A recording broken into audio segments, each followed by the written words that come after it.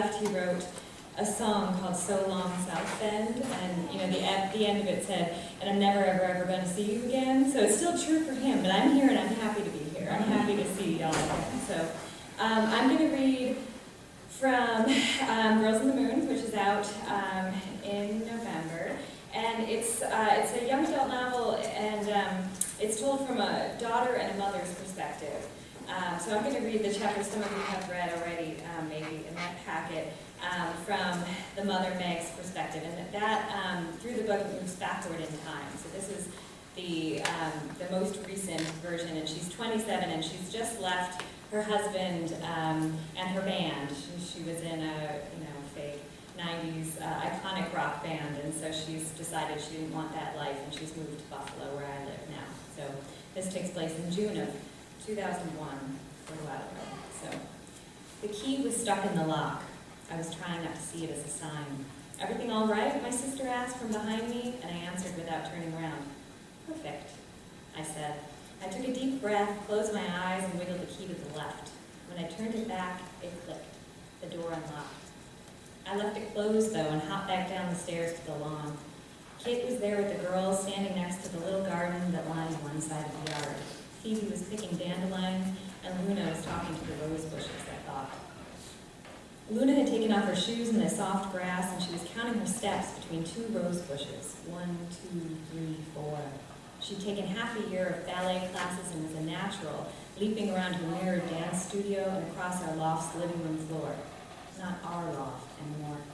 The loft we sold a week before to a banker and his pregnant blonde wife. I thought about it, that place that was until very recently home, and my breath caught in my lungs. Then Phoebe crashed into my legs with a handful of dandelions, laughing, and I could breathe again. She looked up at me, smiling and squinting in the sun, and I was almost certain about the decision I'd made. Almost. All right, girlies, I said, taking Phoebe's hand and twirling her once over the grass. She laughed and sat down hard in a patch of clover. Let's go inside and see our new house. New house, Phoebe repeated. She'd be 2 in a couple of months, and she was just starting to put sentences together, though I knew she understood almost everything. Luna stopped counting, turned back my way. Can I see my room, she asked. I nodded. Of course you can. She reached out to take my hand, and Kit swung Phoebe up onto her hip. He stepped up 5 stairs to the narrow porch, and I stood again in front of the heavy wood door. What if there are squatters in there, Kit said, shooting me a lopsided smile. There aren't any squatters, I said. I opened the door and kicked the box over the threshold. Raccoons, then.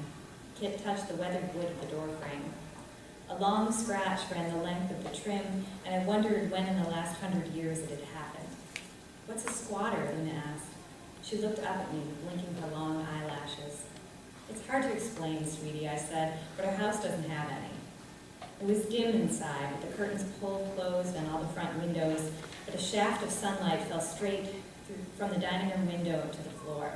It made a perfect old square on the hardwood, and right then all I wanted to do was sit in that spot, forever if I had to, as long as it took to figure out what I was supposed to do next. But instead I pulled Luna inside, and Kit and Phoebe followed. We stood for a moment in the cool, dark quiet. The windows were closed, but I could still hear birdsong. It's not exactly the Ritz, is it? Kit said. It's not, I said, but the Ritz was never that great anyway. Kit laughed. I thought it was fantastic. She shrugged as she said this, but she was smiling, and I was grateful because my sister didn't think I was crazy. If she did, she hadn't told me yet. Tell me again, Kit said, setting Phoebe down on the floor. Why are we not telling Mom and Dad we're here? She crossed the living room and unlocked the window to my left. I ran my hand over the banister. The wood was dusty but smooth and glossy underneath. Because Dad is just going to start trying to fix stuff, I said. Our parents lived maybe 15 minutes away, still in the house where we grew up. They were kind and quiet, and I loved them. But I needed a day in this house before I invited them into it. Kit strained to open the window, but it stayed closed. I don't think that would be a bad thing, she said. Plus, Mom has every cleaning supply ever invented. We have a can of Comet, I said, somewhere in that box. Kit dragged her toe across the wood floor. It left a trail in the dust. I think we're going to need more than that. We'll call them in the morning, I said. The phone should already be connected if we can find the jack. I leaned down to dig through my box. I was looking for an olive green rotary phone from the 60s, which I'd had my whole life, or at least since I pulled it out of my grandmother's attic before I left New York years ago. I should probably call Kieran anyway, I said. Kit looked at me. Really? Yeah, I said, nodding, even though I wasn't sure at all. I hadn't figured out the new rules. He'll want to know we got to Buffalo okay. I mean, that the girls did. The last time I saw him was 2 days before, when the movers were packing the last of our things from the loft. Kit had already taken the girls to her apartment in Brooklyn, where we planned to spend the night. Kieran and I walked around the loft awkwardly, supposedly supervising the splitting of our things. I finally sat on the living room windowsill just to get out of the way. Kieran came over and leaned his hip against the sill. I hopped down, bare feet on the floor. Are you sure, Kieran said, his voice low? We could still fix this. Fix what? I wanted to say. Our family? The band? I looked past him and accidentally caught the eye of one of the movers across the room, a dark-haired guy in a bandana and white t-shirt carrying a bookshelf. He smiled at me, and I wondered what we looked like to him, here in our apartment, breaking up. I looked back at Kieran. How? I asked. We'll figure it out, he said, looking at me without blinking. He rested his fingers on my cheekbone and traced my lips with his thumb. You could stay. For a second, I felt frozen, my feet locked to that space on the floor. I wanted to believe him. I can admit that. I felt myself lean toward him just a little bit, millimeters maybe. Then I heard the scrape of furniture on the floor behind me. I leaned back onto my heels. I can't. Kieran shook his head, and I didn't know what that meant, that he disagreed or that he wasn't going to start this conversation again. He smiled then, and before he could say anything else, I turned and walked out into the hallway, down the stairs, to the street, to the subway. Now I found a phone jack in the kitchen, mounted in the wall above the counter. I plugged in the cord of my grandmother's phone and lifted the heavy handle off the receiver. Nothing. There was no dial tone, and I felt the hot rush of tears come to my eyes. I shut them tight without turning toward my sister, but I knew she could see. There are payphones up in Elmwood, Kit said, her voice soft, or we'll meet some neighbors after dinner. I'll call Mom when we wake up tomorrow, and later tonight I'll call Kieran and tell him we made it. Okay? Okay, I said. Once again, my sister saved me. Now, Kit said, walking to the window next to the staircase, let's keep looking for those squatters. She pulled the curtain aside and leaned it against the banister. They might be holed up on the second floor. Phoebe stood in front of me, reaching toward the ceiling. Up, she said, up. I leaned down and scooped her into my arms. Luna walked over to Kit and put her hands on Kit's knees.